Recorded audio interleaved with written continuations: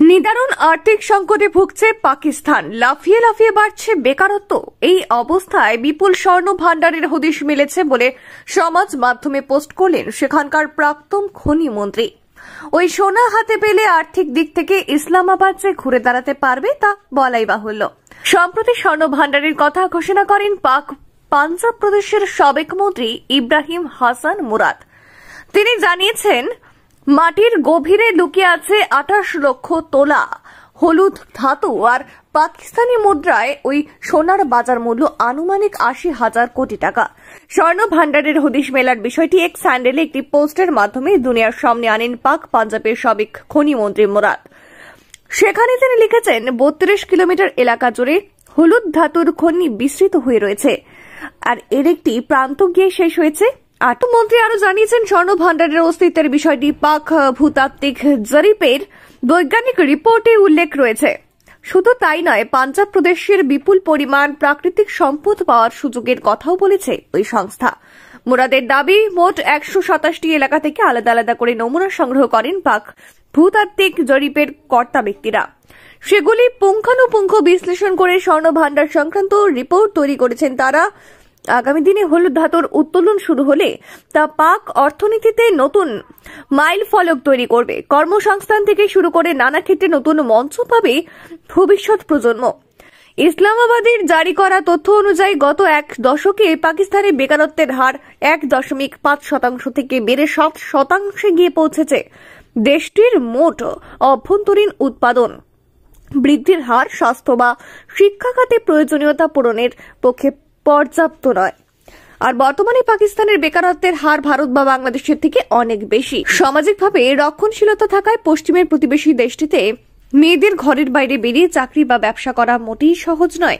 ARY news জানিয়েছে, প্রতি বছর 50 লক্ষ করে বাড়ছে পাকিস্তানের জনসংখ্যা, ফলে সেখানে বাড়ছে 15 লক্ষ কর্মসংস্থানের প্রয়োজন। আর এই ব্যাপারে শাহবাজ শরীফ সরকারের কাছে একটি প্রস্তাব পাঠিয়েছে পাকিস্তানের পরিকল্পনা কমিশন।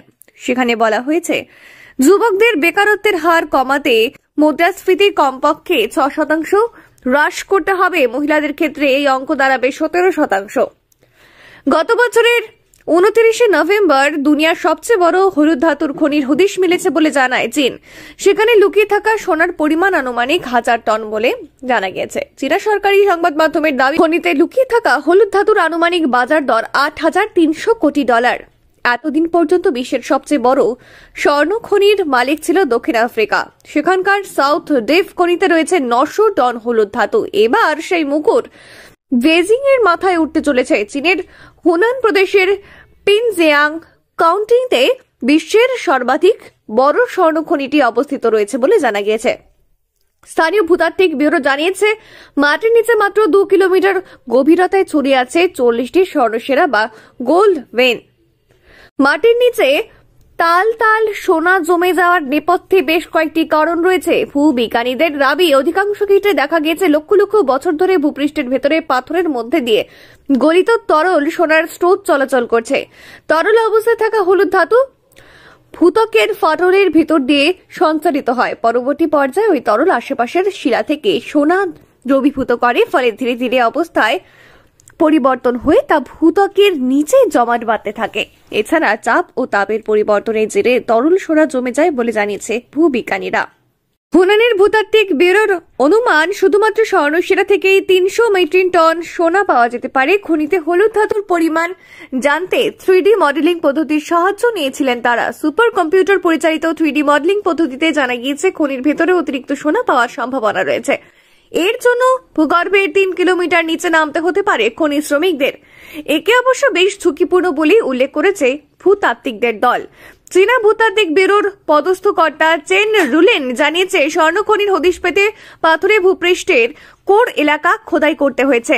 তার কথায়, খনি থেকে তোলা প্রতি টন হলুদ ধাতু শোধন করলে 138 গ্রাম বিশুদ্ধ সোনা পাওয়া যাবে। বিশেষজ্ঞদের মতে যে বেজিং এর দাবি সত্যি হলে হুনানের স্বর্ণ আকরিককে উৎকৃষ্ট মানের বলে স্বীকৃতি দিতে হবে। উল্লেখ্য, আকরিক শোধন করে 8 গ্রাম বা তার বেশি সোনা পাওয়া গেলে এই তকমা দেওয়া হয়। নতুন স্বর্ণ খনির আবিষ্কার চীনা হলুদ ধাতুর শিল্পে বড় প্রভাব ফেলতে চলেছে বলে মনে করা হচ্ছে। আর বর্তমানে বিশ্বব্যাপী স্বর্ণ উৎপাদনে ড্যানল্যান্ডের অবদান 10%। গত বছরের গোড়ায় বেজিং এর কাছে 2000 টনের বেশি সোনা মজুত রয়েছে বলে খবর। এর উপর ভিত্তি করেই বিশ্বের স্বর্ণ বাজারের ওপর আধিপত্য বিস্তার করছে চীন। আর চীনের পর এবার স্বর্ণ ভান্ডারের কথা জানালেন পাকিস্তানের মন্ত্রী। যদিও সেখান থেকে খনন কাজ কবে শুরু হবে তা স্পষ্ট করেননি তিনি। ইসলামাবাদের তরফেও এই নিয়ে কোনো বিবৃতি দেওয়া হয়নি।